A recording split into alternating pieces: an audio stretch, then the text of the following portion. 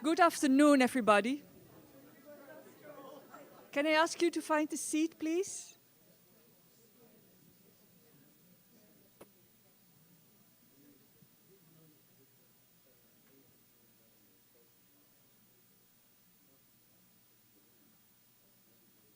I'm really delighted to see you all here this afternoon. It's always a bit of a trick to fight the traffic here in LA, so very happy that you're here in person. And rightly so, because we will have a wonderful event here. I hope you can all hear me clearly. Good, yeah, just checking. I just want to give you a little bit of information about our institute before I introduce today's speaker. I'm Willeke Wendrich. My title is Professor of Egyptian Archaeology and African Cultural Archaeology, so quite removed from the Himalayas. I'm the director of the Coatsen Institute of Archaeology. And every year we organize a number of public events and we try to make those real parties, as you already saw outside. We believe in feasting, which is a very archaeological approach. We also have a group of wonderful friends and supporters. And for those who support us most, we organize archaeological trips as well. And these are guided by an archaeological PhD, usually from our institute or closely related to our institute. It can be alumni, for instance. And this year in September, from September 19 to 30, we organized the mythical Himalayas. And this trip will be guided by Sonali Gupta Agarwal, who is my PhD. She got her PhD in Egyptian archaeology, and she did wonderful research both in Egypt and in India, where she's originally from. And she is very knowledgeable. She also has a lot of contacts with universities, with archaeologists in India. So people who come with us on this trip will really get the inside scoop of Himalayan history, religion and archaeology. We will have a meeting probably early May. Sonali Gupta Agarwal is at the moment in India and we have to wait until she's back. There were unfortunate family circumstances which made it impossible for her to be here. So we are with her and with her family in thought. So as soon as she's back in LA, we will organize this meeting with information about this trip. If you are interested, then please sign up for this meeting. There's a sign-up list outside. As I said, this trip we organize is for the people who are working closely with us, who are friends of archaeology. It's a support group at UCLA, and we organize a lot of events for our supporters. These are people who really care about preservation of cultural heritage in the widest sense of the word. They support our students with finances, with travel, with practice for the conferences that they go to. We have our friends sitting in on job talks, for instance, and heavily criticizing our students, so they do really well when they go up. So it's a very interesting group of people that is really connected by this love of cultural heritage. Now we have 3 membership levels, and the trips we organize for directors, fellows, and directors council members. So information about these different levels of support you can find outside as well. We also organize dinner lectures, and this is just an overview of what we did this year and what is still to come. So we had a lecture about cuisine and cooking, archaeologically speaking. We had a lecture about vertical archaeology and horizontal stratigraphy. This was about graffiti in LA, including really ancient graffiti, very unexpected. On April 17, we will have a dinner lecture for our friends by Megan O'Neill and Laura Maccarelli from LACMA, who will speak about how many people does it take to understand a Maya pot. So if you become a member now, you can still catch this. We also have, as public event, every year our open house. And at the open house, all the labs are open. So you can go to the Egyptian lab, the botany lab, the zooarchaeology lab. There are labs that deal with India. There's labs that deal with the classical world, with California. So a lot to see and a lot of people to talk to. Again, if you want the inside scoop, this is the thing to come to. The theme this year of the open house is celebrations. It's something we really like to do at Coates Institute, as you will see after the lecture. So, without further ado, I'm very delighted to introduce our speaker of tonight. Peter van Ham, or Peter van Ham, is an explorer, author, photographer and curator, and he has worked for a long time in the Himalayas, in India and Tibet. His name is Dutch, but he was born in Darmstadt in Germany in 1964. And he started his career in music studies.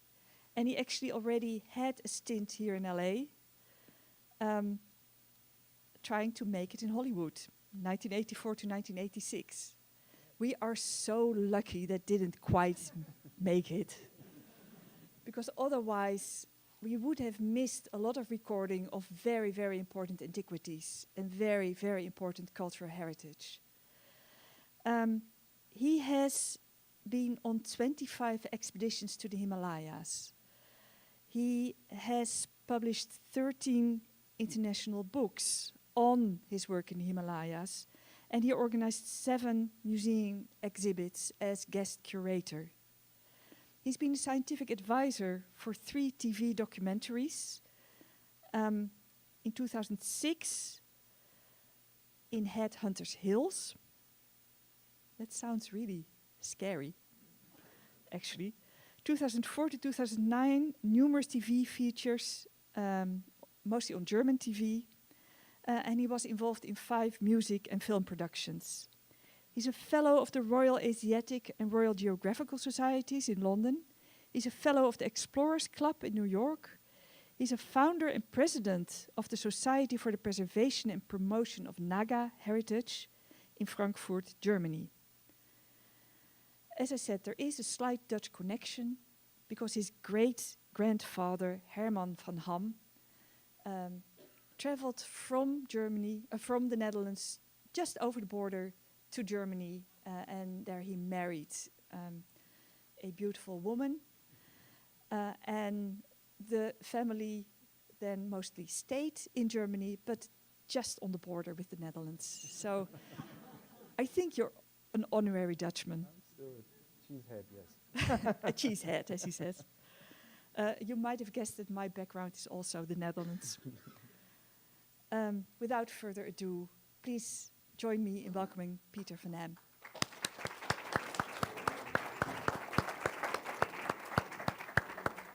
Thank you, Ulrike. Increase the volume of the speaker. Yes. Okay. We can ask our Speaker volume. Speaker volume up. Okay, we'll try. We have someone taking care of that.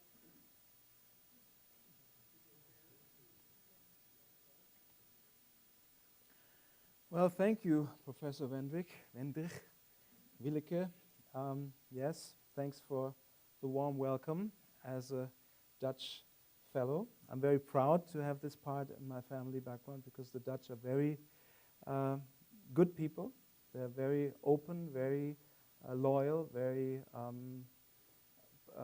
progressive people. So it's nice to have that background, for sure. And more Dutch people here, okay. I would like to give you, for starters, a little bit of background why I am here, because for me it's very funny to come back to LA after 30 years, not as a rock star, but as somebody who is working completely on the other end of things. And probably that's the life story, because once you get into a business which is completely extroverted and you fail in that business because you find out for yourself that this is not the way, your path that you have chosen, or the path that you have chosen was illusionary, then you start questioning yourself, what am I going to do with the rest of my life? Because I almost failed my high school exam by playing in a studio and trying to get the demo tape ready for that trip to Los Angeles. Fortunately, my father, Dr. Goswin van Ham, was so kind and full of foresight to allow me to study at the Musicians Institute on Hollywood Boulevard, the Percussion Institute of Technology. And so because, coming from a more traditional background, he said, at least the boy should have an education. He can take the drugs afterwards, but he should have an education background. So he was, devastated after 2 years, because at that time the dollar was, I think, 4 times a Deutschmark. So he spent a lot of money on the boy's education. But then finally, because of also my mother, he was relieved that the boy is not going into music business. So then in Germany, we have to do 2 years of social work. We have to see, do something else, which was, of course, again, the complete opposite end of my life. But that made me realize, there are different things in this life. And as many people, starting in the 60s or 70s, that went to India to find out what they are really about. I don't know if I've found out yet, but it certainly helped my path too, because the woman I was with at the time was already in India when she was 16 years old, and it completely changed her life. And so we traveled together, and as soon as I came there, the first trip went to Kathmandu, to Nepal, and then the second part of the journey was already Dharamsala, which is the residence of His Holiness the Dalai Lama. So that maybe had changed completely what I had in mind for doing with the rest of my life, because then I tried to find places in India and the Himalayas which had not been trodden by tourists. And luckily or unluckily, that will be part of the lecture, there are these places in India, or there had been these places, like up until the mid-90s.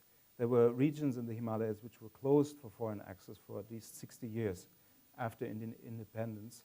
And I don't know, maybe that's the fate, and that is the reward for having the courage not to become a musician, that I got somehow gratification of doing these things, writing these books, and being in areas that people had not been into as one of the first foreigners ever to travel there.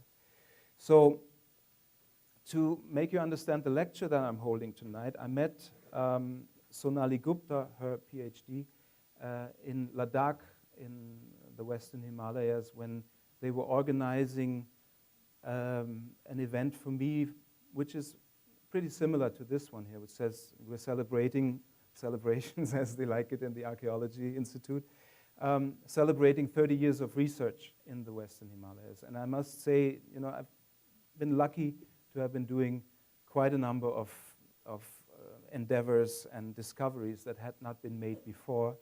And my approach had always been to make it appeal to people. You will understand why after this lecture, because it has to do with one of the great Tibetan scholars that also had the same idea that I've been following for the last 30 years. So this lecture is made that way that it should be entertaining for you. That's maybe the music background that I had, or the showbiz background somehow, because there probably are a lot of people from a different background here, probably people who are interested in the Himalayas, who've been traveling there, but not very expert or not trying to get much into deep of the subject. For sure, there are a lot of archaeologists here that will think or expect some discoveries to be seen. That is there. That part is taken, of course, accepted here. And you will not be disappointed. But we'll have music, we'll have sounds, we'll have interviews, we'll have films. So I hope that in the next 60 minutes or so, I can give you an entertaining background with a lot of deep things about what I've been doing in the last 30 years. Thank you very much.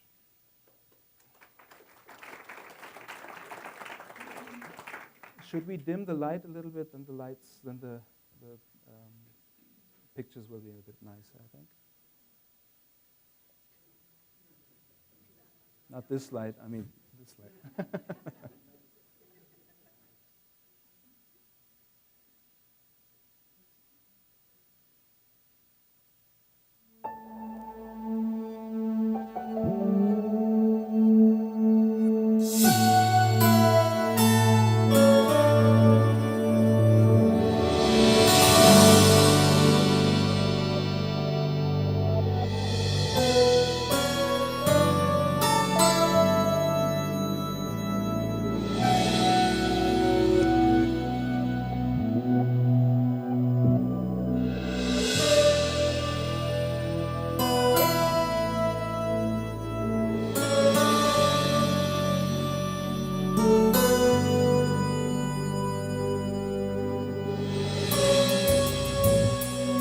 30 years ago, I embarked on a journey which might have taken me, or which had taken me, to some of the most remote areas in the world. In the northwest part of India, there were regions that had been closed after independence, Indian independence for foreigners, for about 60 years. Starting in the former British summer residence of Shimla, going up to a region called Kinnaur, up to Spiti, to a region which is right at the border of Tibet, which was the place where the Indian army had defended the countries against further Chinese intrusion in the 1950s. That's why... Okay, well, he's turning it down already. As you can see, it took me right into the Tibetan border, to very remote places, very mountain desert-like places that receive snowfall for 8 months in a year. Only 3 or 4 months they are open to travel and to cultivation. And the quest was always to find out what had been hidden here. Is there anything that had been surviving here which is distinct or extinct in other places in the world? And we experienced a lot of hospitality with the people that welcomed us, because they are very proud of their cultural heritage. Sometimes it's very hard to enter the temples because the temples were still sacred places for them. So very difficult for them to understand scientific research or archaeological fieldwork. But with the respect given to the people there, it was certainly always possible, as you can see later in the lecture and from the book results, to work there.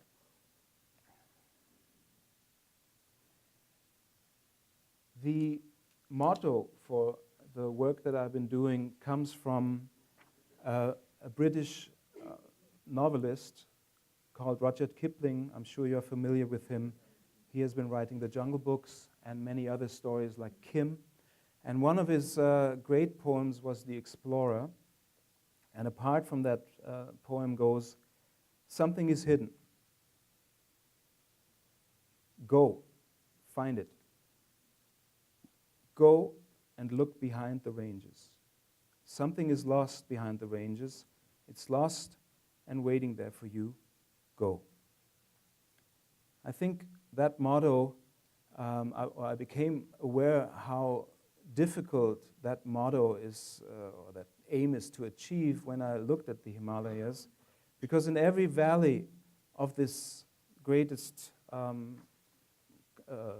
mountain chain in the world, there is culture there. It's not just nature, it's just not only for trekking or for adventure tourism, but an amazing amount of culture of different peoples that have settled there over the centuries, coming from the Mongolian side, from the Indian side, the Aryan movement that came from Central Asia into India, the division that we have now into Pakistan and India and to Afghanistan, which during British time forcefully had been won, but which culturally is also quite associated with each other. And just this part that I've been researching on, mainly in the western part of the Himalayas, was so full of different cultures and so worth getting into it that till the present day I'm still researching on things and still find new endeavors and new discoveries every year that I'm traveling there. This is the first photograph that I took in the Himalayas, in the interiors of the Himalayas, in a valley called Laul, or Lahore, as they say today, which is like 3,700 meters above sea level, with mountain chains going up to 6,000, 7,000 meters up to height. And it was the first expedition that I tried. I had in mind to go for 3 months. Had set myself the idea to walk into every Buddhist monastery I would find on the way. After 1 week, I was at home again, because I got out of the bus in that place in Keelong and immediately got high altitude sickness, because I was so stupid and so uninformed that I started climbing up these ridges there up to a Tibetan monastery. Let's see if this works. And, not thinking about, like up to here or something like that, not thinking about that, the level of oxygen is like 60% less in that region than I was used to in Frankfurt area. Little did I know at that time that I had some predecessor, some famous predecessor, who was standing at exactly that same ground. The famous Russian painter Nicholas Roerich, who spent 3/4 of his life in India and stayed in the Kulu Valley, where Sonali Gupta actually is from. There's a Roerich museum there in a place called Nagar. And he, of course, romanticized the place, but you can see the ridges are the same that he has been painting in a very spiritual way. And I took another photograph of a place called Kardang in that same village, in that same valley, and found out that he also had photographed it with a paintbrush, painted it the same way. So I thought, okay, I'm on great ground here. There's some people that are, aesthetically pleased by what they see and artistically working with these things. And for me, the camera was always that it could capture the impression that one gets when somebody's there, which are irreplaceable, which are not to be repeated a second time. And I think this is the way that Roerich was also looking at things. I started my journeys, as I said before, in that small film in Shimla, which is the former summer capital of the British colonialists. And it was a sense of romanticism that brought me there, because the British colonial flair I expected to be still in Shimla, which is still there. But of course, as India is not one of the richest countries in the world, it's overpopulated. Of course, there's a lot of poverty there. There's a lot of strange architectural achievements or things going on there, which take away from that colonial flavor, but you can still find it. And I traveled those 2,500 kilometers between Shimla and the capital of Ladakh many a times, which is the town called Leh.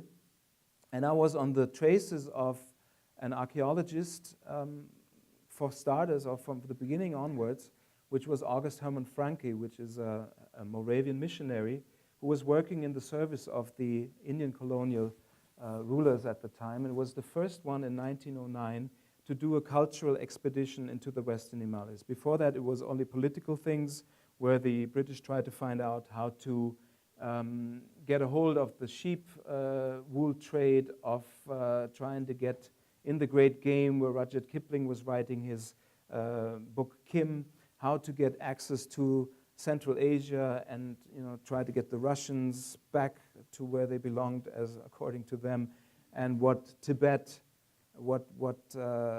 role Tibet had to play within. So it was a political difficult area at that time, but Francke was assigned to do the cultural expeditions because they wanted to find out what people were living there, what heritage they were having, what was there that might be guarded or that might be make them understand what to expect from the people ethnically or mentality-wise. So this Leh town has changed quite a bit.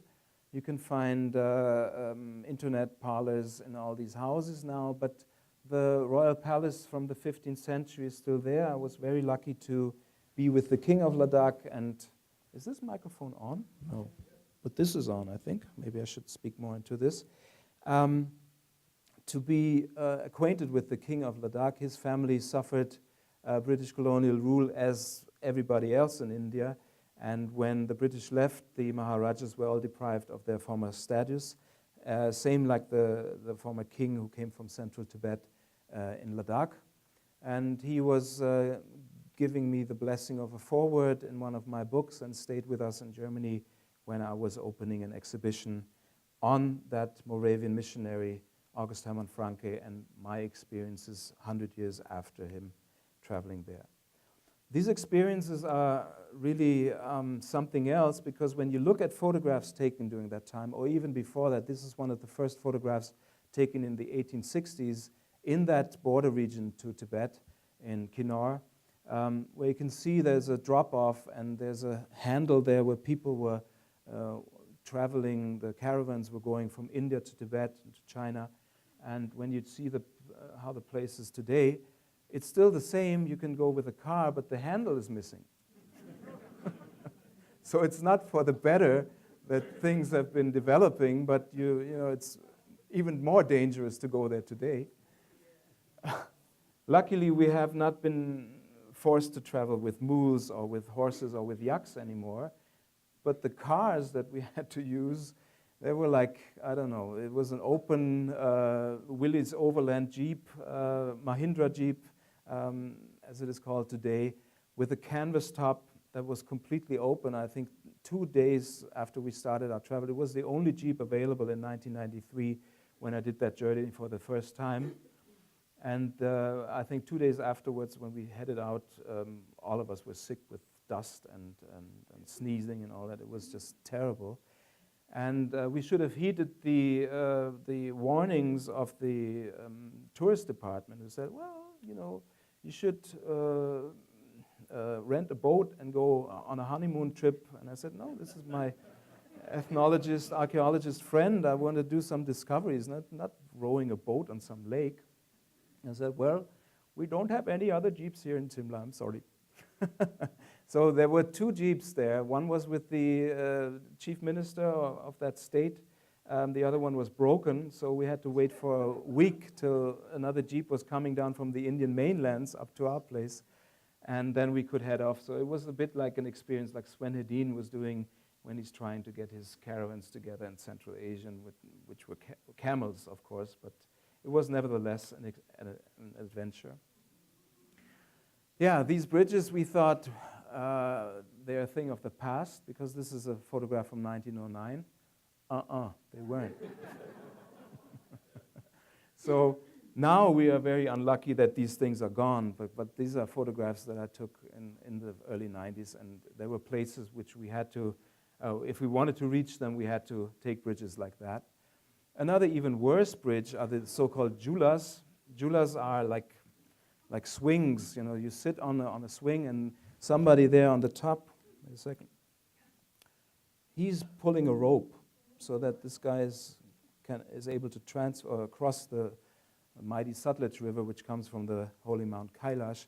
There, by the way, is Francke with a tropical helmet, and he's trying to get across to another place where there's I think, Buddhist monastery of Pu.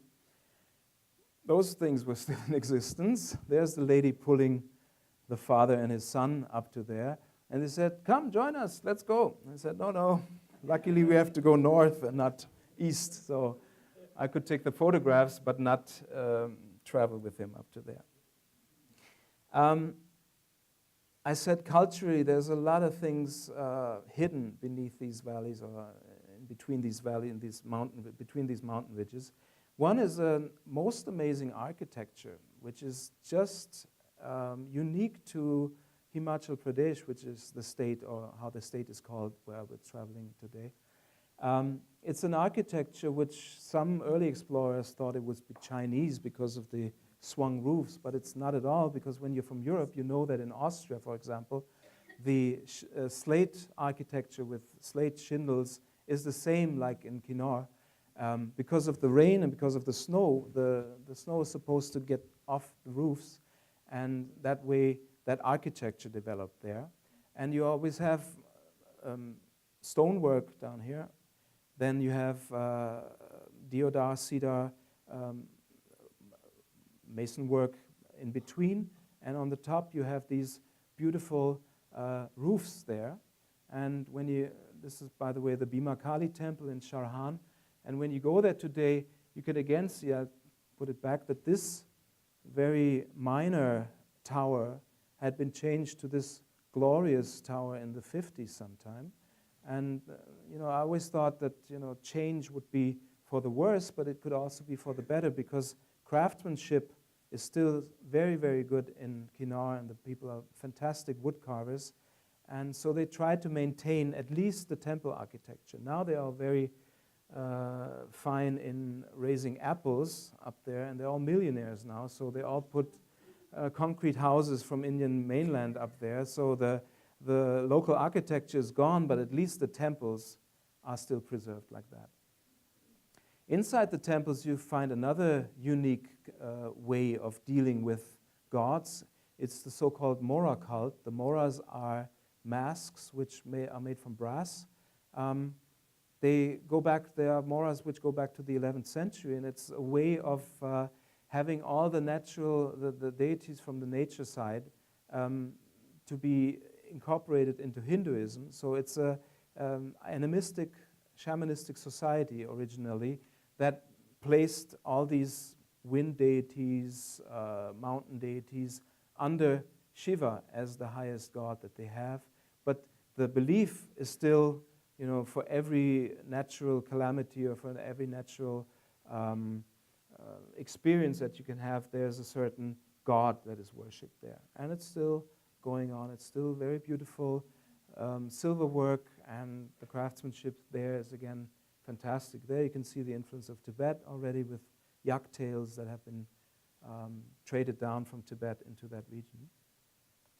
Another thing was ethnographically or ethnically, or as an anthropologist, it's a Himalayan wonderland, so to say, because there are customs there which are completely extinct in the rest of the Tibetan realm. One is the cult of breaking the stone by the Buchen lamas, which is actually a group of lamas that comes from Bhutan, but they have settled there, and the brother of Nicholas Roerich was the only person who wrote about this custom of breaking the stone, where a deity is put into a stone, and then there's a lot of spectacle, a lot of prayer that the calamity will leave the valley.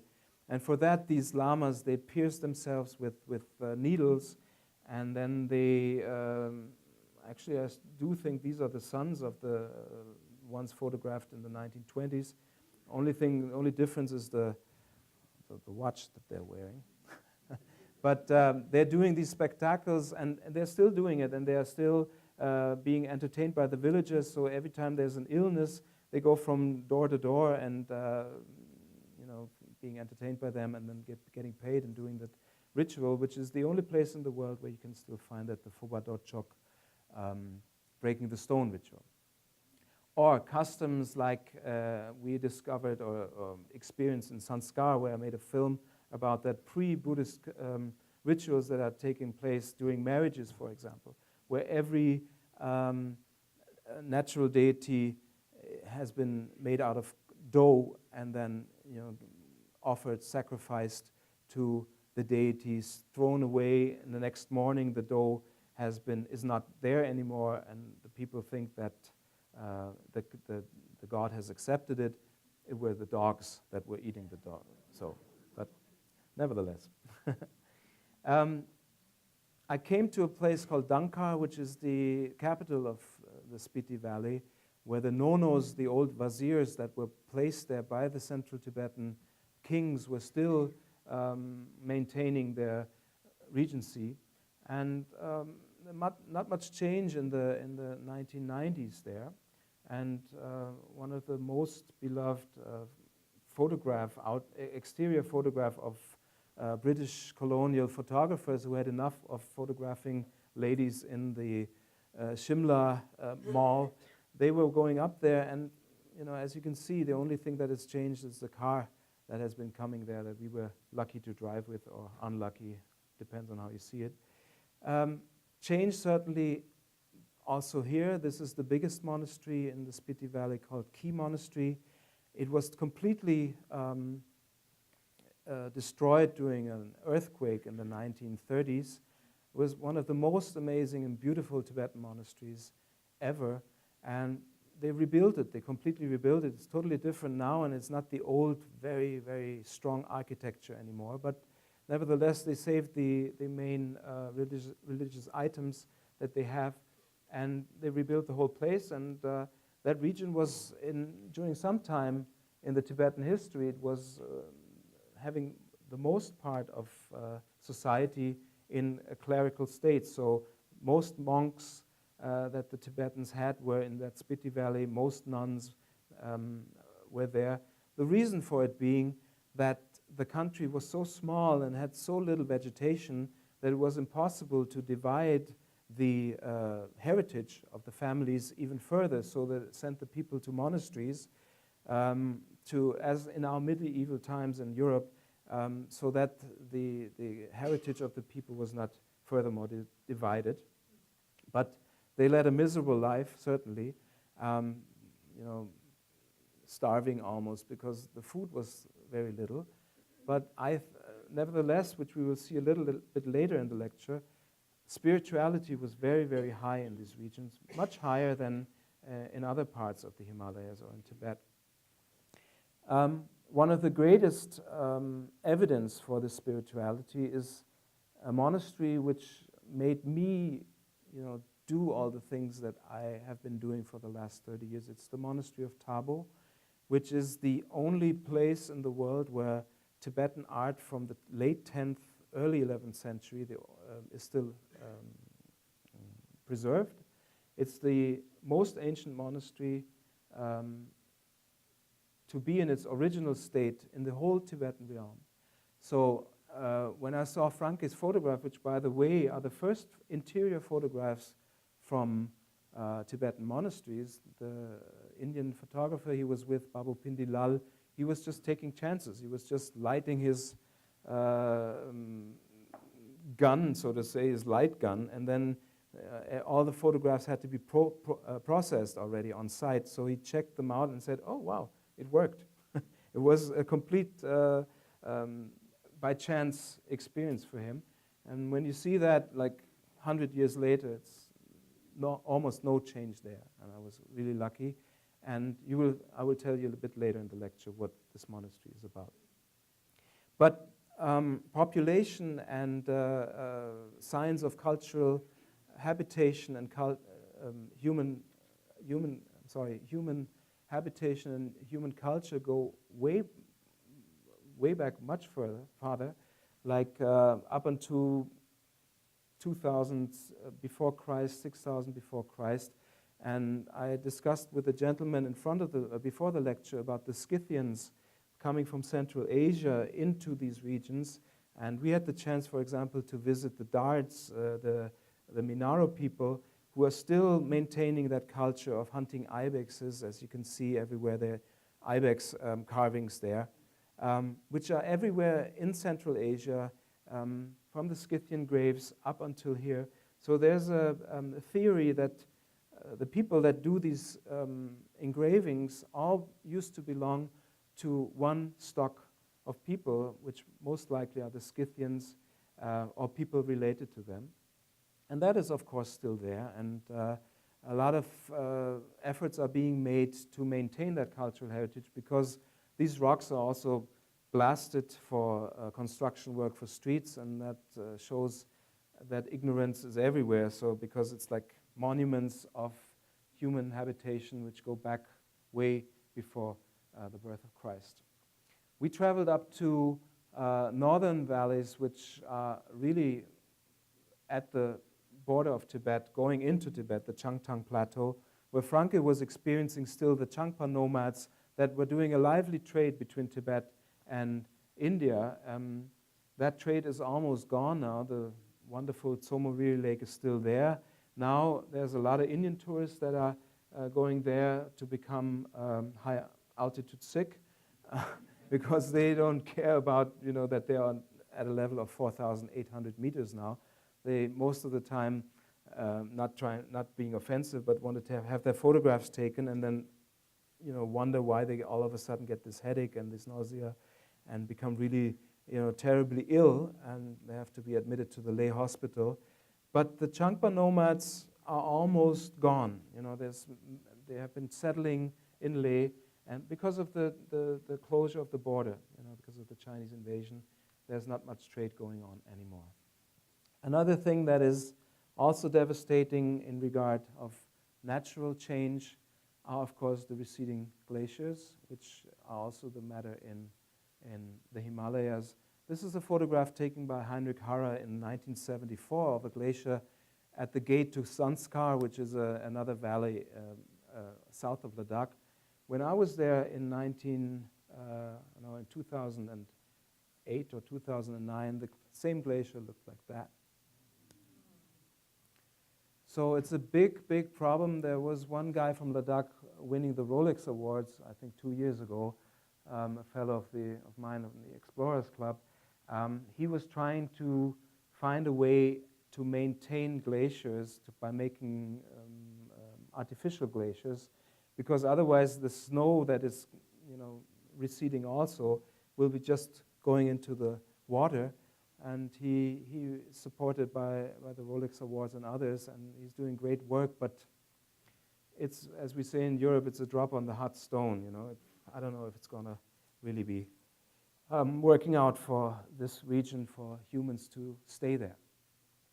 On the lighter side of things, I wanted to show you what I was able to discover in this region, what I think, you know, great discoveries I was able to make, not in the sense that I am the great guy who discovered that, but things that are really worth publishing, to discuss, and worth preserving and trying to protect for later generations.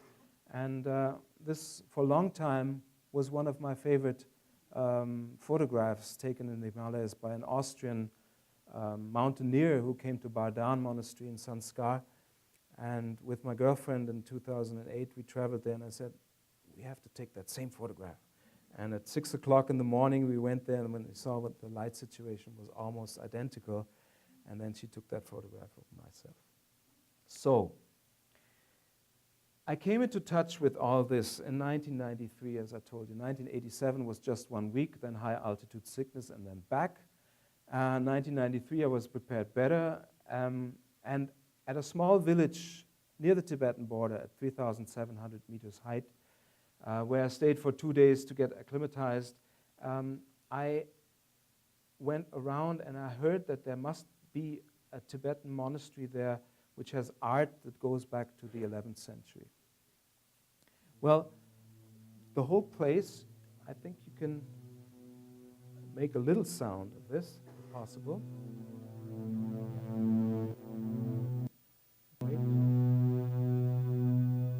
The whole place, Nako, is a very, very ancient and spiritual place. A lot of prayer wheels everywhere, a lot of prayer stones, mani stones everywhere. And a monastery, which at first sight doesn't look very appealing. It's just cubic houses that are there, flat-roofed, shabby, rundown.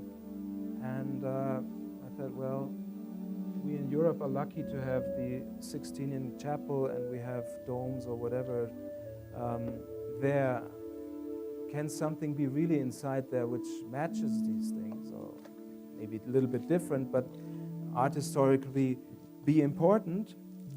And when I went into this place, I was completely overwhelmed, because when I went inside, it was not really well preserved, these paintings there, but I could see gold, I could see detail, I could see minuteness in refined execution.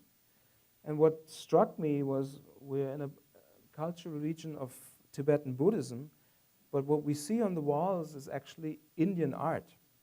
So I was really wondering how this all goes together. And you could see from the way the torso is bent, for example, that this is the original for this art. The originals are from an Indian background. And then looking closer at the walls, you could see all the Hindu deities, which are not really, I thought part of Buddhism, because it's Hinduism actually, and a lot of different hundreds of deities being placed on the walls there outside these mandala structures. And then I saw this one painting there, of course not in 1993. I was just struck by all this art that is preserved inside these temples there. But then later, when I took a photograph, I was able to get the permission to work in these places. I saw this one thing which I had almost identically seen in a book by a Tibetologist called Giuseppe Tucci, which was an Italian who traveled in that region, the only person actually in 1933 who took detailed surveys, or some detailed surveys of that region. But that is not the same figure. It's stylistically almost the same.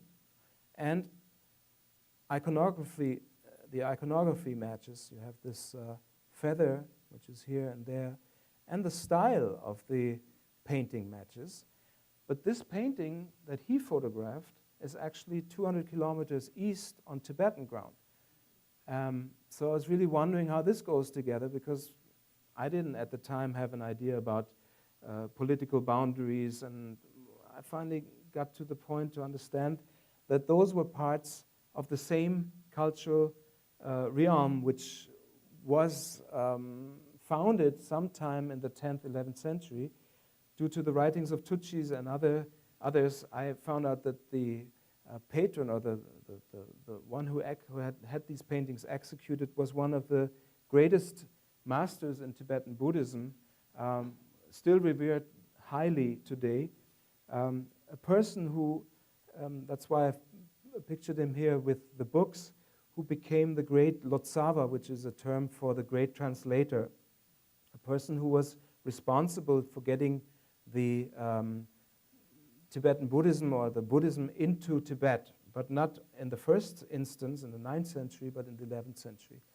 Rinchen Sangpo is his name, and the term Lotsava, as I said, meant he was translating scriptures. And at the time, Kashmir was the center for the Mahayana Buddhism in India, as it was Nalanda and Vikramasila in eastern India, the great universities there. The western Himalayas are closer to Kashmir, so he went for studies to Kashmir for 7 years. And he, studying in Tibetan Buddhism doesn't mean learning these texts, understanding these texts, but being initiated into these texts. So it went along with meditation in caves, which resulted in asking your spiritual leader, am I right in understanding what is actually written here? And then going through areas like that back into Tibet, with the books on the horses or on the yaks, and the Indian masters to come to Tibet to teach the people there about Buddhism from India. So that was one of his main achievements. And for that, he associated himself with one of the great West Tibetan kings, Yeshe-Ö, the king who was actually responsible for reviving Buddhism in India, in Tibet, which had been a very magical practice in the 8th, 9th century. And he was deprived of his state of being the central Tibetan king and had to migrate to the west, luckily, because there he associated with Rinchen Sangpo, who is down here. And they, together with the gold mines that were there in the kingdom that he founded, were able to do one of the greatest renaissances in Buddhism the world had ever seen. And when I started to research into his personality, I came to find out by discovering a whole set of Tanka paintings, which are scrolls, painted scrolls in the valley of Spiti, where he's still revered very highly, that he was already the fifth incarnation of that Rinchen Sangpo consciousness. You wouldn't say soul in Tibetan Buddhism, you would say consciousness.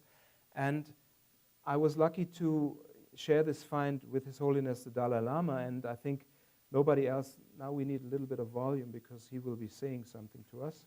Maybe I can put it up here. And I interviewed him for a film that we made, and this is what he said about Rinchen Sangpo. He very much involved with the construction of temples, so that the public, whether educated or uneducated, you see, they can see what is, I think, the main message of Buddha, things like that. So I think there, in that respect, he really become one of the, I think, great, Buddhist masters. In the beginning of this lecture, I said I tried to get you into how or why I have been, doing this, and it has to do with the Dalai Lama just said. It was the attraction. Rinchen Sangpo was a person who understood how our psyche works, in the sense that if something is foreign to us, we have to feel some sort of attraction to it in order to be interested in it, to devote ourselves to it, to study it, to try to become acquainted with it, to understand it. And that is the reason why not only was he, trying to get intellectually across what are the, as His Holiness said, the main message of Buddha, as he's putting it in very simple words, because those are doctrines which are, as we will see a little later on, very difficult to understand. But he was trying to make this attractive to a lot of people. And that is the difference between the beginning of Tibetan Buddhism and the later state, where, as in our medieval societies in Europe, the monkhood was a separate caste, so to say, a separate part of society who felt superior to the farmers and to the peasants who were working for them. At that time, there was no way to be superior because there were no monks. So they had to get people interested in becoming a student, become somebody who wants to study Buddhism, or become a Buddhist monk, because there are certain doctrines. If you want to be a Buddhist, you have to let go of family life. You have to devote yourself to the Sangha, to the community of monks. So you have to go to a monastery, to go into that path, as Prince Siddhartha was doing 3,000 years back. So if we see it under this aspect, that King Yeshe and Rinchen Sangpo were establishing in a mountain desert area with passes more than 5,600 meters of height and valleys which are 3,500 to 4,000 meters high, cultural centers which hadn't been there before. One is the main center was Toling, which is the capital of the Guge kingdom that they founded. Guge meaning scripture. So that shows how dear the right approach to the doctrine was for them.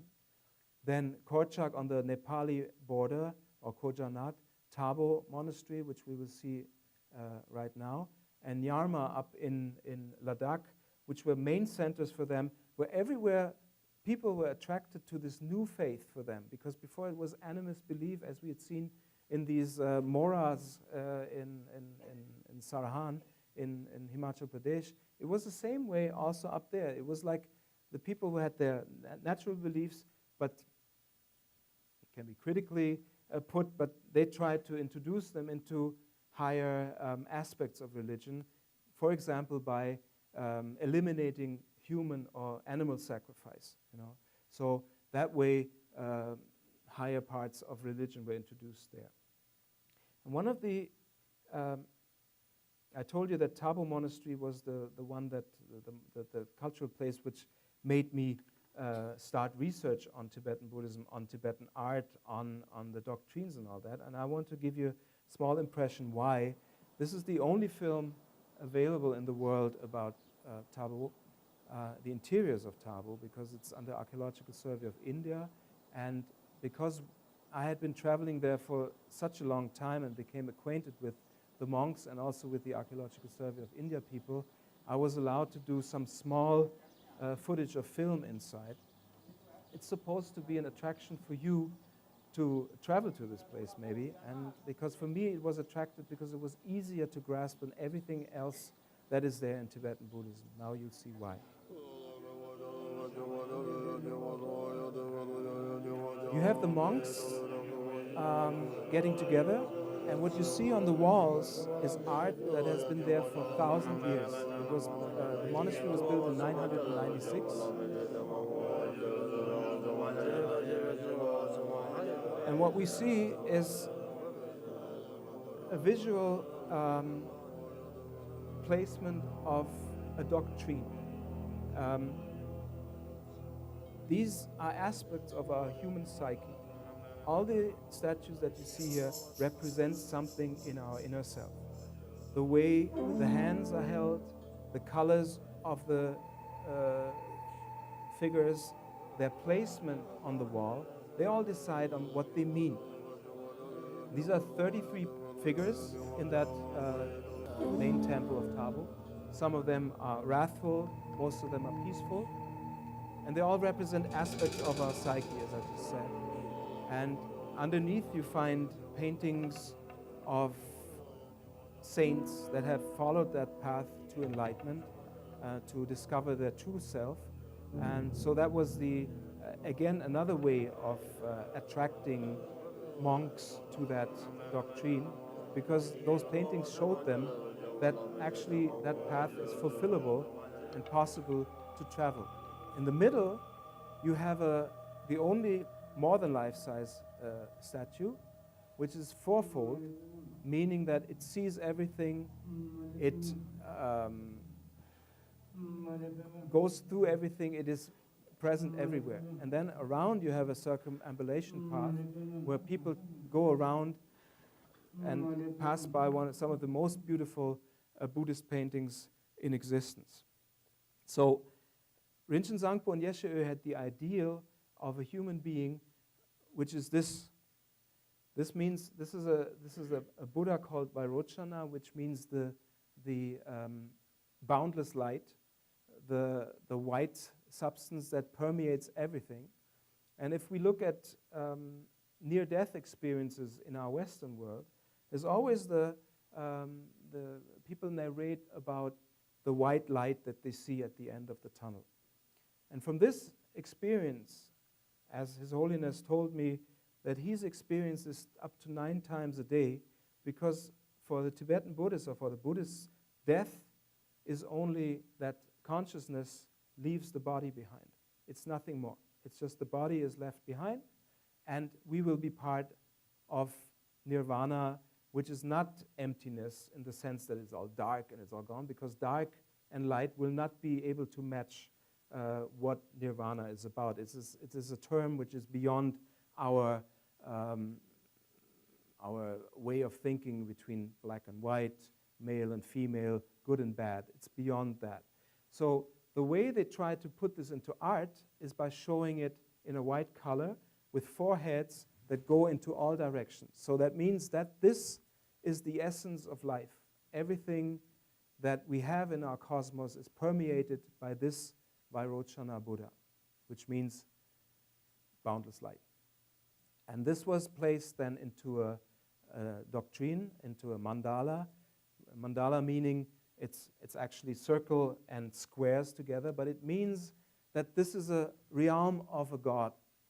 In the middle, you have Vairochana, and then it's very simple, also appealing to Western science in the sense that this pure light is, dividing itself into the main colors: red, yellow, green, and blue. And from there, it becomes dimmer and dimmer. And these are forms of existence. Like you see these circles around these color spots. These are bodhisattvas which are actually associated with these figures in the middle of the color circles. That means these are aspects of our personality. The blue aspect, for example, would, it would be you can read it in the in the Tabo book. I don't have all these things present, but it actually means that there's a positive and a negative aspect to all these different aspects that we see here, divided into these different light shades. And this becomes dimmer and dimmer, and dimmer means that through our passions and our negative aspects in our human consciousness, we are forced to, get beyond all these things that hinder us from becoming again this white light that we actually are. This is the concept behind it, just in small, short and primitive terms. For me, what was important, or also for an archaeologist, you have to understand these things. Otherwise, it's very difficult to write about it, because you will not be able to understand what is actually displayed on these walls. You have the center, the fourfold Buddha Vairochana, and then you have all these, what we saw in the, just back, all these circles are actually circles then there on the wall. Those 33 statues are 33 Buddhas or Bodhisattvas in the mandala. And the way they have put that into a three-dimensional structure, into a building, was just ingenious. And then you see it also as a original figure.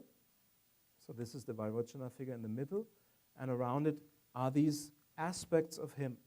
And so a Lama, a spiritual teacher, would advise his monk, okay, you get involved with this statue because this represents you best. And then you try to get beyond all these aspects of them. And then you go to the next one, and then to the next one, and you purify your mind with this. That way, you will become, in the end, this Vairochana, boundless light, which is your true nature. Why I'm elaborating on that is because what I have been working on is always somehow focused on that. And the other aspect is, of course, the art historic aspect, where you have Kashmiri artisans coming into Western Tibet, and then because of the change that was brought about by Muslim invaders in Kashmir, and all the Buddhist monasteries having been destroyed there in the 14th century, these places are the only places where survived Kashmiri art from pre-Islam times. In Lakma, you have a wonderful collection of Kashmiri Buddhist statues, sculptures, bronzes which are there. There is the original aspects of arts, or the original art, still displayed in painting and in sculpture.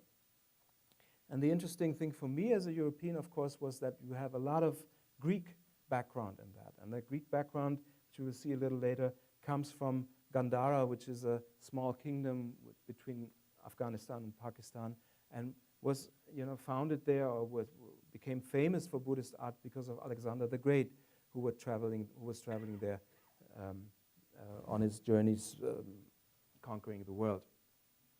So another aspect as a discovery is the strong presence of Sogdian symbols, Sogdian art, as we can see in the dhoti, the skirt the Bodhisattva is wearing. These lotus flowers, you can see them on the Silk Road up to Dunhuang, up until the Caucasus and Eastern Europe. So this is another cultural background that has been incorporated into this art, which, when you start out, it's very difficult to understand what is inside of there. And for my next book, I have, it's on the monastery of Alchi, I've compiled a map, a double-page map, where you can see all the different cultural influences that have been accumulated in that region of the Western Himalayas, why the Western Himalayas is so important from an archaeological and art historical point of view. Or, let me have this back again. This elephant, I think, nothing can be more Indian than this elephant. But we're in Tibet, actually. We're culturally in Tibet. And when I saw it first, I thought, my God, this is an Indian artist. But then, when you get into research, you look at the legs, at the feet, and then you understand that this artist has never seen an elephant, because otherwise he would know that an elephant cannot, stretch his feet like that. It will always be straight. So it must have been a Kashmiri artist that worked with the workshops there, the Tibetan artists, and told them, okay, this is the elephant. Probably had a painting of an elephant face and the snout and all that and the beak. But then the artist was left alone and said, well, what am I going to do with the legs? He said, okay, maybe this is like lion legs, so he put it this way. So this is research in the Western Himalayas. A discovery in West Tibet was that there was a cave dedicated to Rinchen Sangpo, to that great translator, where possibly the same artists like in Thabo were working. So this can be dated, because of the evidence that we have in India, to the early 11th century, like 1040, something like that, because the style of the paintings is the same. But the great thing about this one is that you can really see an evidence, and pictorial evidence about Rinchen Sangpo's achievements. Look at this. There you can see Indian paintings. I'll have details later on. Elephants, people with mustaches. There you have palm trees, which certainly do not grow in Tibet. They don't have trees at all. And then there's an assembly of monks around a Buddha. When you look at the Buddha in a more detailed way, you find on top of him you have apsaras, which are air beings, airborne beings, airborne deities. Those are exactly like that in the caves of Ajanta in South India in the 6th century.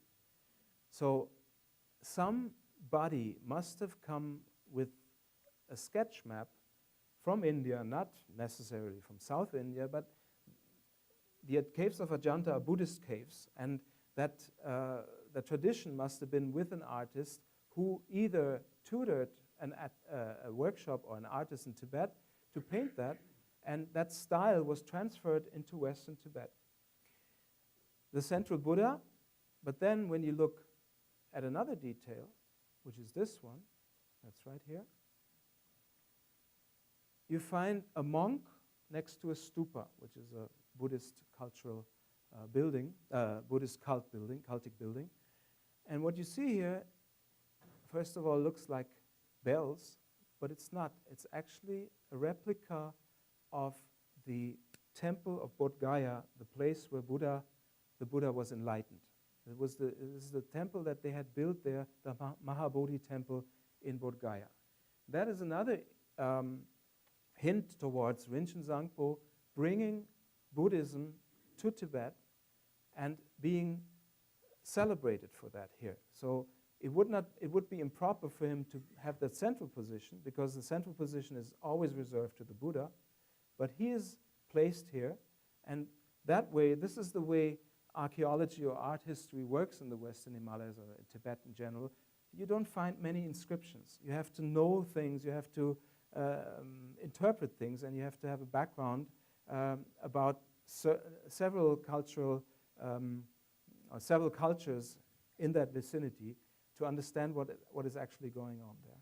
Because then you can see that, like, this stupa has an eye on it, and stupas with eyes are normally in Nepal, and Nepal is a completely different background, cultural background, than the Western Himalayas, the Central Himalayas or Eastern Himalayas.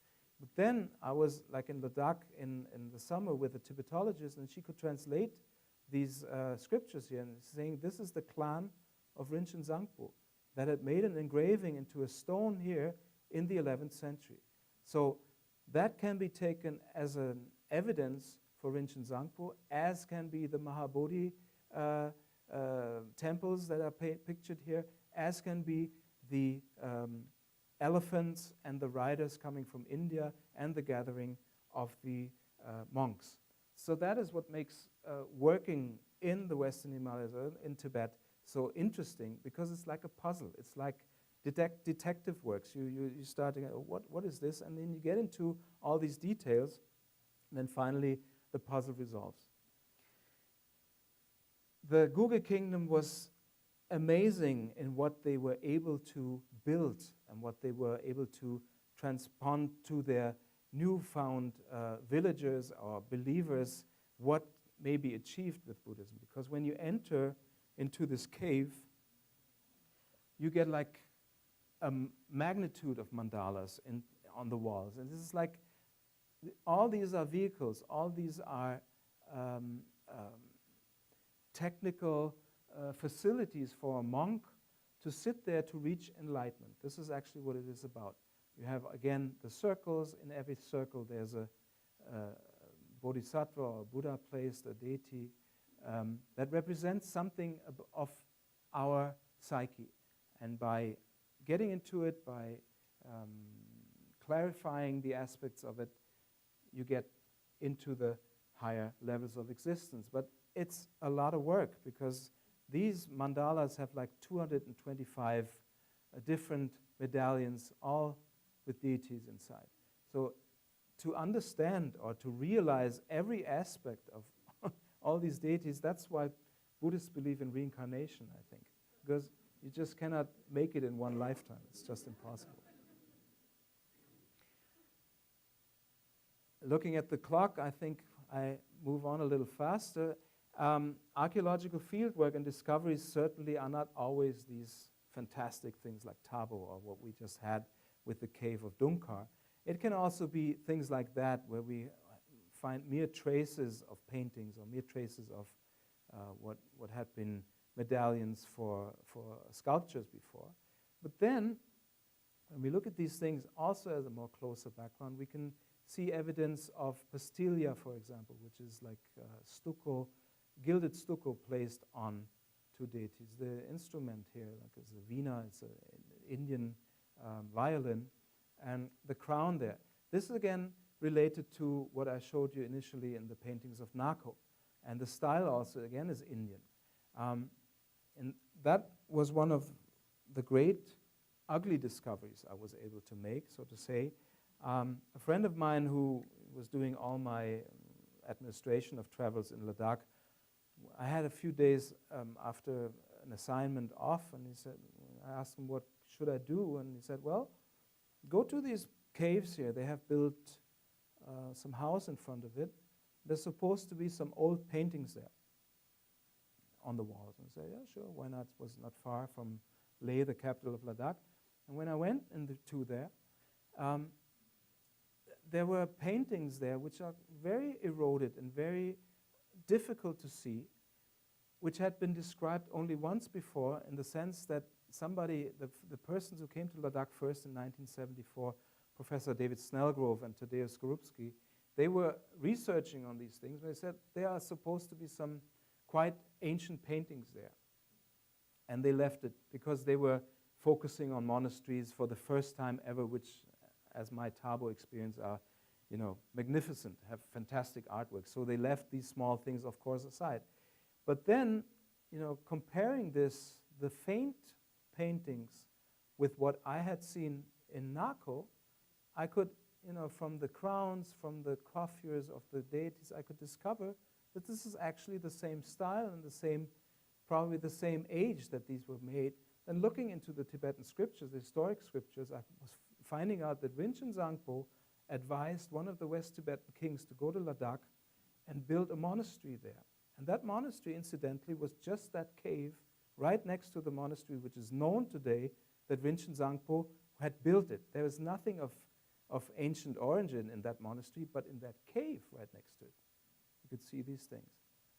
So comparing that best preserved image, for example, with paintings in Nako, which are certainly associated with West Tibet and Rinchen Sangpo, I could establish that these are actually the most ancient paintings in Ladakh. So I was very lucky, because those eminent professors before me, they said, oh, some ancient paintings there, but cannot look at it more strongly, more intensely. And that way I was able to, you know, I wrote an orientations magazine, and I have not received any neglect or any defense against the things that are proposed there. So I guess I must be right. And you know, the things that made me think about it was also these small details. There are only, I think, 4 or 5 evidences where this is called an ushnisha, which means this is a protuberance, I think you say. When enlightenment takes place, you get this strange part in your head. And on top of it, there's a sun in the middle and a moon as a sign for this achieved enlightenment. And there are only very few evidences where these sun and moon or things on top of the Ushnisha are preserved. One is again in Nako, so it was another evidence. Another one is in a book that is associated with Rinchen Sangpo, where you can see this one here.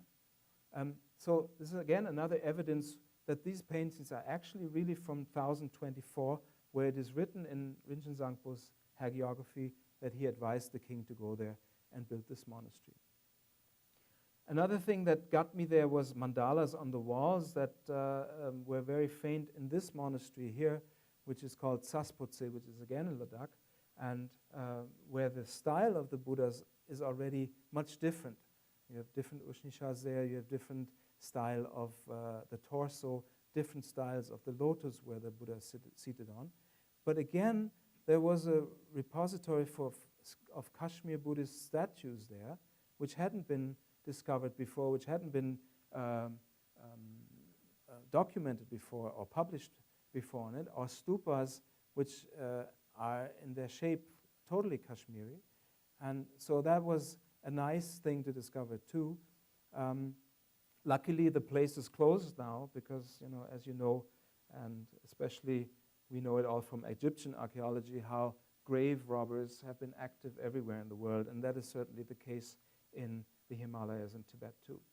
Speaking of sculptures, this is another great discovery I made in 2 years ago, 2015 it was, in a village just near the Tibetan border. There was the Indian army was stationed there. Afterwards, it looked like 2 hours and you were at the border of Tibet, in a village called Charang.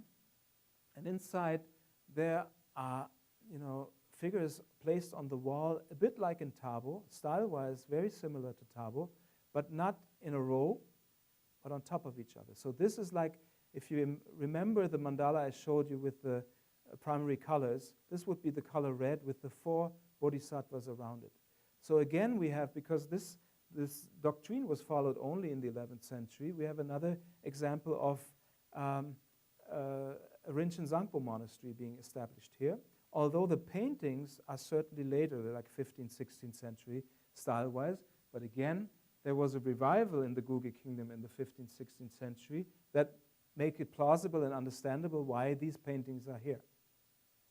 And then again, you have to look into these things carefully, because when you look at the eyes, those are not Kashmiri anymore. Those are Central Tibetan, coming from Nepal, with a wound eyelid on the top. So that's very special things that I'm letting you into here, which might not be of interest for you, but I wanted to make you understand why or how difficult archaeology or art history is in this area, because it's not much work has been done, and it's only because of comparison with other things that you can find out where there has been some replacement, where there have been things done anew, and which are original. And certainly original are these wonderful things. The Kashmiri, in partly Kashmiri sculptures, wooden sculptures, that had been brought here by Kashmiri artists. On the other hand, when you compare these more closely, those are not of the same very, very refined style like these are. So we can again assume that some Kashmiri artist during the time of Rinchen Sangpo was advising a Tibetan artist to do these things, but then you have replacement here, like this hand is certainly a later replacement like that. So great things to discover, but you have to be careful, not everything is 11th century in the Western Himalayas. For example, this is a thing that I followed again on Franke's footsteps, who in his Antiquities of Indian Tibet wrote about a stupa somewhere at the Tibetan border, which was supposed to have 11th century paintings of a complete cycle of the Buddha story, Prince Siddhartha's story. My wife and I, we went there. We were the first foreigners after 100 years after Franke was there. There's nobody else had been going there because it was completely sealed off. We had the first permit to enter there, to that place called Nyoma, and we saw these walkable or passage stupas where you can go inside. And when you went into there, you have this amazing Gesamtkunstwerk, we say in German, like a total artwork containing combining two-dimensional paintings and a cubus, and the top mandala, again with a three-dimensional mandalic arrangement. Again, this is unique. There's no other place so far known in Tibetan realm where there's a three-dimensional lotus mandala with the figures around the central Buddha in the middle. But looking closely, it's certainly not that old. Style-wise, this is like 13th century, 14th century, when different artistic developments were coming from central Tibet into the western Himalayas, when the first part of the Guge kingdom was already extinct. Speaking of Guge, the main capital, Toling, is a place I would like to present to you in a critical manner, because it is a terrible place of destruction. It is one of the most important places in Tibetan Buddhist history. The Chinese certainly were aware of that, because the way they destroyed this monastery was not the way they used to destroy other things, that they completely tore it to the ground, but they left ruins there, they left monuments there. Like all these things here are halos and mandalas which housed statues, like they were standing there. And when you compare that with the way, for example, Ganden or Drepung, these great monasteries in central Tibet, were destroyed, they're burned to the ground. And here they said, okay, we keep it and show to the afterworld that we are the masters now in Tibet. We have destroyed the old, and so far that nothing new has come up, but never mind. The great thing as a researcher is when you look at different sources, I came across this wonderful map here. It is by George Mackworth Young from 1912, and it shows how this last or only British, clerk working for the British Indian government was allowed to stay in Tibet after the British had invaded Tibet, because the Tibetans didn't care about coming to the Shimla conference defining the borders of Tibet and China and British India. So what the British used to do all the time, they just invaded the place and went there, and they said, okay, if they're not coming to us, we're going to them. So they kept one person in Tibet as a trading agent, and he had nothing to do because the trade was closed. So he went to Toling, my camp. This is where he stayed, and he meticulously drew every step how he went, from this to this temple, then he went to this temple and there and all that, which is funny. But when you look at this temple, this is what I showed you just now in ruins, and all the circles here, everybody's drawing circles for Buddhist deities, I think. All these were sculptures, all these were statues. So imagine, and I think this is not an accurate numbering, it just is supposed to show how many artworks were there, how many sculptures, clay statues, bronzes. Here, this certainly was an altar, or this one here. It must have been a table or an altar where hundreds of statues were there. And this is all gone now. This is all gone. That's why I'm lucky to say the Dalai Lama is so interested in the work not only I am doing, but everybody's doing there in the formerly more margin areas of Tibet in the western Himalayas. Those, for them, for central Tibet, this was like provincial areas. Now, as everything is destroyed, or 6,000 monasteries have been destroyed in Tibet, this has become like, as you know, they all went into exile, all these high monks and high lamas like the Dalai Lama. They're now staying in India, and they're trying to revive these places because they have nothing else left. And we are lucky that monasteries like Tabo or Alchi or Toling, not anymore, but the ones that I show you are still in existence. And it's so important to document that because it's the last things that we have on Tibet. In a place called Saparang, which is the last capital of the Guge kings in the 16th century, you can see the devastation even worse. This is a photograph that Tucci took in the 30s of a Hayagriva statue, a protective deity on the entrance wall. When the Chinese left in the Cultural Revolution started in the 50s, went for 20 years in all of China until the 70s, the statue looked like that. So they ripped apart the belly.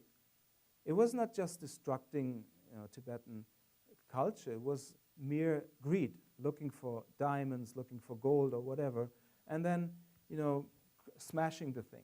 And it depresses me when I see that. But then, this is from a book that I bought in the late 80s. And then looking at this gave me hope in the sense that this book only showed the destructions that were taking place. But when you look at the walls, this is not a destruction. This is coming from rain seepage going through the roof. And all these paintings are still there. So that shows again the ignorance, because this central Buddha is a Vairochana Buddha again, that we had before. Around here, you have the medallions where his dimmer light emanations are placed. Like this would be the blue one, the Akshobhya. And here, I think, somewhere we have the Ratnasambhava. Here's the Amitabha, the red one. So when looking at closer at these things, this is again destroyed by Vairochana, but then here's the blue one, here's the yellow one.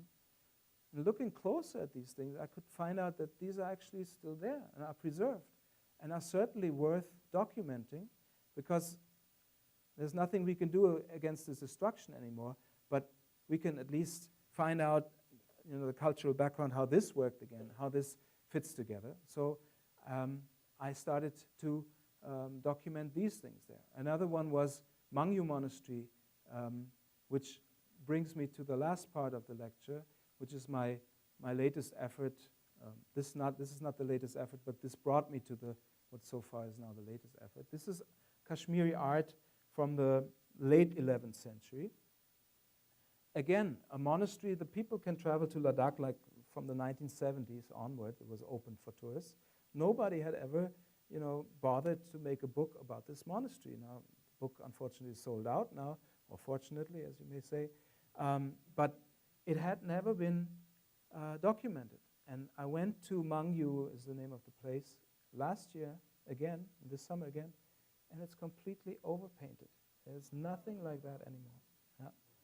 They have tried to maintain the old style, but there's again, ignorance. There was I must say, an archaeological institute from India. They were taking care of fixing the roof, but they didn't properly guard the paintings. So they detached the roof, and all the dust went onto the paintings. Then they used whatever device to clean the paintings, and then they saw that the colors were gone, and then they started repainting it. And nobody today can paint in 11th century Kashmiri style. I'm sorry. There are some people that try it, and some Nepali Tanka painters in Tamil in the tourist place try to get tourists to buy these things, but it's not the same anymore. So I don't know if it's worth anything to have it at least in the book or photographic records. When I die, maybe some museum will take my photographs, maybe not, maybe they just put it in the closet and that's it. But at least it's documented, and at least it's been scientifically worked on. And when you see what beauty there was, it's just unbelievable and amazing. And I'm very proud about this book, because for this book I worked with Tibetologists together and with architects who did drawings of the mandalas, of the way the temples are built, and the spatial distribution of things. So that was quite an experience, and again, the discovery aspect was so strong. Like when you look at this 4.80 meters high statue, it's not very pleasant. It's very, painted badly and repainted later. But when you look at this is called a dhoti, it's a cloth that the deity is wearing. You look closer at it, there are medallions there. I think it's around 70 or 80 medallions. And all of them carry small paintings. These are like 4 or 5 centimeters, 2 inches high paintings. And these paintings tell a story. And it's the same story that you have in Tabo, where I told you it's the saints that try to achieve enlightenment by being tutored about this doctrine by saints. So this is the same person that we find in Tabo, being tutored by the same guy that we also have in Tabo. So that means it's from the same cultural background. It all makes sense. It all comes together, so to say. Then you have, of course, other stories like the Jataka stories, which are the pre-lives of the Buddha, where somebody offers himself to a tigress who is starving, that is starving, and his head, he chops off his head, and the head is being taken to the skies by Apsaras. On Wednesday, I'm at the Bowers Museum talking about headhunting, so I wanted to involve you in that too. So this is the same cultural background, so to say. Another thing which is amazing about Mangyu, and this leads to the last part, small part in the lecture, then we're through, is that the donor paintings, the consecration paintings, are really different from the way Tibetan donors or patrons are normally depicted. Like these are all wearing Central Asian, Persian costumes. So it's another riddle an archaeologist or an art historian has to solve in the Western Himalayas, and we don't know, we can only speculate about it. But thanks to evidence that has come from, for example, the historic records of the Kingdom of Buge, and also the understanding about the history of Tibet, which I never thought I would be interested in when I started out 30 years ago, but which is highly interesting. We know now that this king Yeshe that I talked to you about, who favored and patronized Rinchen Sangpo, he was from central Tibet. And central Tibet and his house, his royal descendancy, was at a time when Tibet was ruling over Central Asia. So these costumes that they are wearing, with Central Asian, Sogdian, and Sasanian roundels everywhere here, these are actually meant to exemplify that this person depicted here, who is a king from the lineage of the Central Tibetan kings, actually means I'm still the king of Tibet, of imperial Tibet. Although I have to be, and this is a really funny coincidence, that now all the Tibetans have to go to Western Tibet, to Western Himalayas, in exile, as they used to do 1,000 years ago already. It's the same situation. They're on the margins of a huge empire because they were deprived of their throne. The Dalai Lama was deprived of his status, and the Tibetans were deprived of their country. They leave the country, and through art, through symbolism, they get the message across, no, we are still the kings of imperial Tibet.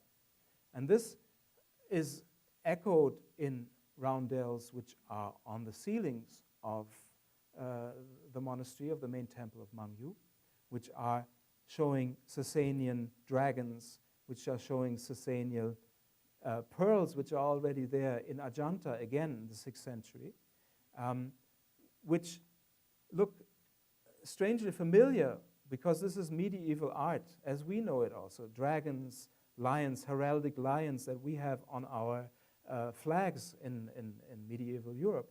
And this all comes from the same cultural background, the Sogdians, which have been there, and the Sasanians, which have been there for centuries before that. And this was preserved in Gandharan art, which also preserved Greek aspects. And that's another great discovery. This is Alchi Monastery, that my last work that I've been doing. You can see the difference in photography. I've been sponsored by a great camera company. I don't own that camera. Still, I love their product so much that I'm, telling you the name. It's the company is called Phase One, and they're doing cameras which have. This is the first time I worked digitally, by the way. I worked with film before, but I was totally impressed by them because they make a 100-megapixel sensor for the cameras, and that leaves you with negatives, if you may say so, or with digital data, which is 1 meter times 75. This is the smallest size you have for your photographs. So that way you can make, for exhibitions, you can make like prints of 8 meters or so. You don't see any digital bad resolution.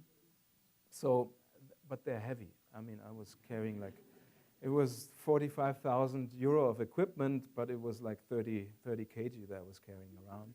Luckily, it was just the documentation of Alchi. Again, I don't know, I feel blessed about this, I must say, because there are certainly better photographers than me and Tibetologists, but somehow I get all the pieces of the cake. The brother of His Holiness, the Dalai Lama, is the head of all these monasteries in the Western Himalayas that belong to the Gelugpa, his brother's sect. And he, because of other things that I did in the region, he allowed me for the first time ever to document Alchi. And there was a book on Alchi, the Sumtsek Temple, 1996 or something like that, but that only shows one temple there. So I was for the first time allowed to do a full survey in last summer and last autumn. That book will be out in the end of summer this year, and you are the first people to see photographs from there. So I want to give a bit of that luck, pass that on to you. This is Alchi. This is late 11th century. There's a big dispute if it's 13th century. We are of the opinion that it's 11th century because of the new evidence that we have with Western Tibetan kings, with scriptures, with the way styles of writing. And it's a monastery which, again, is not on a hilltop like the later monasteries, but which is on level ground with the villages. So that again speaks for the early execution. During the time of Yeshe and Rinchen Sangpo, there is no written evidence that Rinchen Sangpo was involved in this, but there is a monk that studied at a university that Rinchen Sangpo was establishing. So we have that evidence. This is the Sumtsek temple, which is the three-tier temple with 3 floors. And this is a more general great discovery, which I don't know why people have not talked about this before. This is the only preserved Greek wooden temple.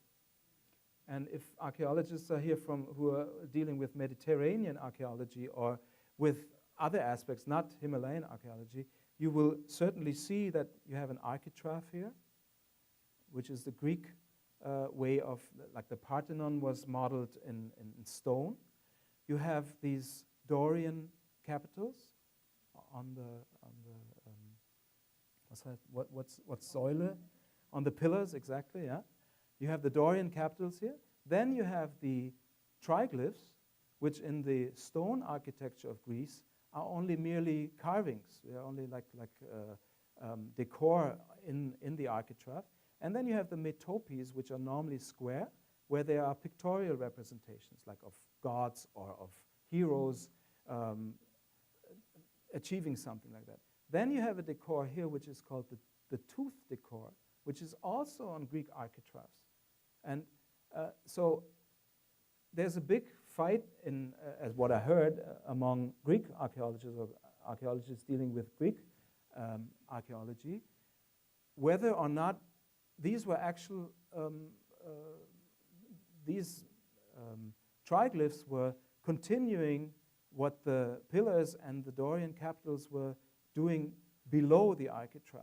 I think with this picture, with this temple here, we have proof that certainly this is continuing, carrying the weight of the pillars and dividing it onto the architrave.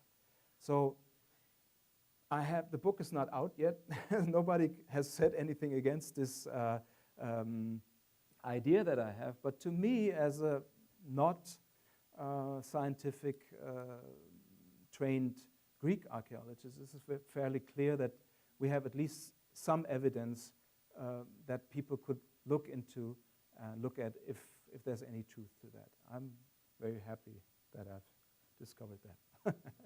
When you go into that temple, you have again these amazingly big and high and tall sculptures, 4.80 meters high, and there's a mass of paintings in there. It's like I came home with a treasure of 3,500 photographs of documenting almost every inch of the temple.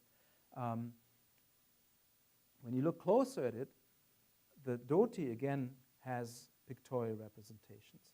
And these are of the most amazing kind. And I've only brought like one with me, which shows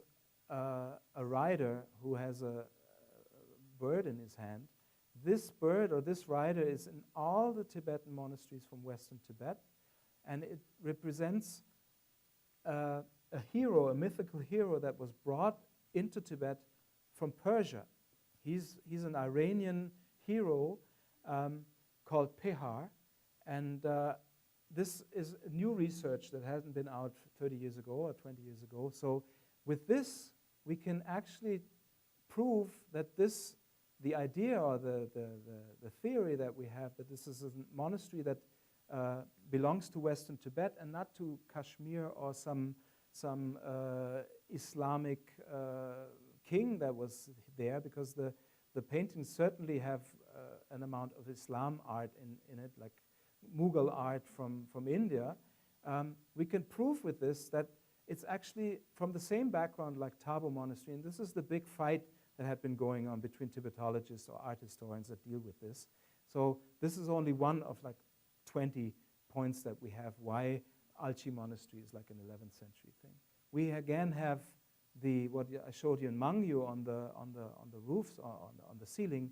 We have the Sasanian medallions with the rider. This again, like this one continues what is down on the dhoti, and the very important, the importance that the Tibetan kings had for riders, because it shows their wealth and their power to rule over their country. And this is continued on the ceiling, or in the first temple of Alchi, the Dukang. We have again Sasanian roundels with the emperors that are shown here. But we also have Central Asian headbands. These do not match with the Persian dress that they have. So we have again Tibetan kings claiming for themselves, we have been the rulers of Central Asia, and this is called cultural cross-dressing, for example, where you take from a different cultural background the prestigious clothes or the cloth that the people were wearing, wear it, and then be on the same level like the other ones, where you took it from. Great discovery, just real quick, was to find an Iranian fire god in the murals of Alchi, which is amazing. You know, we thought this is a repainting because this guy is wearing female clothes. It's like normally what you have when the belly is open. It's like a female apparel that somebody is wearing. But the guy is holding tongs in his hand. Where are the? Oh, let me just see. The tongs are here. Is the gray one here? I'll show you the resolution first of all. We were able to trace this to a coin which comes from Iran, from Persia, and this is the same iconography. He has the tongs here. He has the hammer there. So this is the god of the blacksmiths, the god of fire, gods of fire. He's surrounded by a halo of fire, which this guy also has, and he is supposed to be there, and he's unified with an Indian fire god, and the belly is the Indian aspect of it, because all the Indian fire gods are, this is Agni by the way, they are displayed with a belly that is open, because fire is eating so much, is eating everything, so they have a big belly because they devour everything. So this is great. Nothing has been written about this before, and it just shows again the far influences, or how far the influences come. We see Greek temple architecture, we see Iranian iconography placed onto the walls in order to protect the temple from fire and to protect all the works that the blacksmiths, the carpenters, everybody has put into it against devastating incidences coming later. But these are just some images. Amazing art in the second floor of the Sumtsek temple. Hundreds of paintings in the assembly of Amitabha, the Amitabha Buddha. Those will all be in the book in detail, as they have never been captured before. What we used as an advertisement here for the lecture, the great green Tara, which is actually not a Tara, which is again a discovery. It's a different goddess, which you will be able to find out in the book. But amazing art which was possible to capture in total detail, where you can see all the fine grain of the where the color was applied to through this great camera that I was able to work with. And that leaves me with just showing you a bit of the work that I'm doing in these temples as a sort of credits to be rolled. As we are in Hollywood, as we are in Los Angeles, I thought I would have some credits rolling to the acknowledgements, and after that, we're through.